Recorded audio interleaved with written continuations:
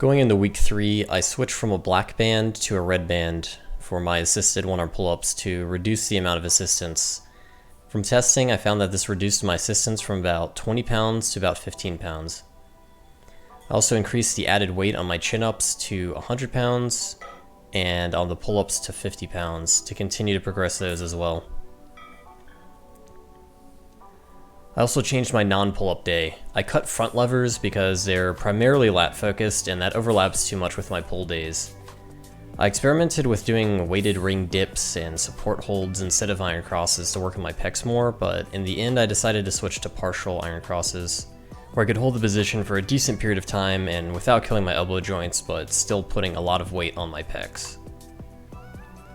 Finally, I added bent arm planche handstand push-ups to get more front delt work in an effort to progress my planche. Also, at the suggestion of a viewer, I looked into Athlean X's outlook on doing face pulls after every workout, and after watching his videos, I thought it seemed like a good idea for my joint and posture needs, so now I do a couple sets of band face pulls after every workout. So the biggest change in week 3 has actually been my level of motivation. I think it's partly because sort of the honeymoon period has ended, where the first 2 weeks I was kind of excited to do the thing I'm doing, but in week 3 it's just kind of more of the same, which is a lot of the reason why I switched up a lot of the things I was doing to keep it more interesting. But also partly because my sleep schedule got messed up, which was caused by a variety of reasons, but that has made things more difficult. So this is me on day 5 of week 3.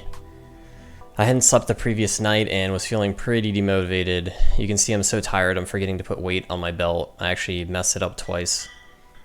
I had actually done part of the workout a few hours prior and then got wrapped up in other activities of varying importance. And then I saw the latest Winter Gotten Wednesday, where Martin talked about how to stay focused and productive, because that's been an issue he's been having a lot. He made a few great points, but of most immediate importance to me was the idea to reframe goals to be internalized rather than externalized. Instead of just hoping that if I follow my routine, I'll be able to do 5 one-arm pull-ups with good form by the end of the challenge or whatever. I didn't actually pick a specific goal. I probably should have.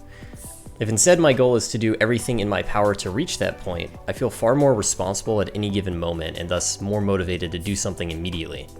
In other words, my goal is to do things which I'm hoping will achieve the result. My goal isn't to achieve the result and hope I do things. It might sound obvious, of course you're going to try to do your best, but there's a big difference between thinking every time the goal comes to your mind, am I really doing everything in my power to achieve that goal right now? And thinking, I have that goal, I should probably do something about it. Do you have a goal that you could be doing more to achieve at this very moment? Maybe you should turn off the video and get it done. Or maybe you're a productive person and this is your responsible rest time. Rest is, of course, just as important as anything else when improving. Something else that's important that I noticed when measuring how much assistance I was getting was how much my weight can actually vary just from water weight.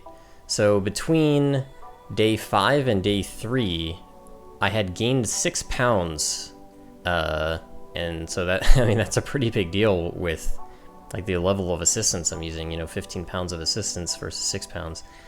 And also how precisely my hand positioning on the resistance band can make a difference with how much assistance I'm getting.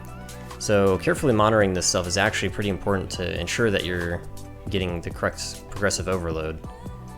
Or you can just go all out every workout and hope for the best. And honestly, that would probably work, but it requires that you actually go all out every time. And that's pretty hard to do, as the earlier parts of this video have kind of discussed. So once again, on the last pulling day of the week, I changed my rep per set count from 4 to 5, and on the last set of the workout, I went to absolute failure. So I went from 36 reps total to 48 reps total, because on my last set I got 8. So pretty good improvement, and once again I could actually tell I had gotten stronger because the assisted one-arm pull-ups had become significantly easier. So moving into week 4, I'm going to continue to increase the difficulty, and then at the end of the week see what I can do with unassisted one-arm pull-ups.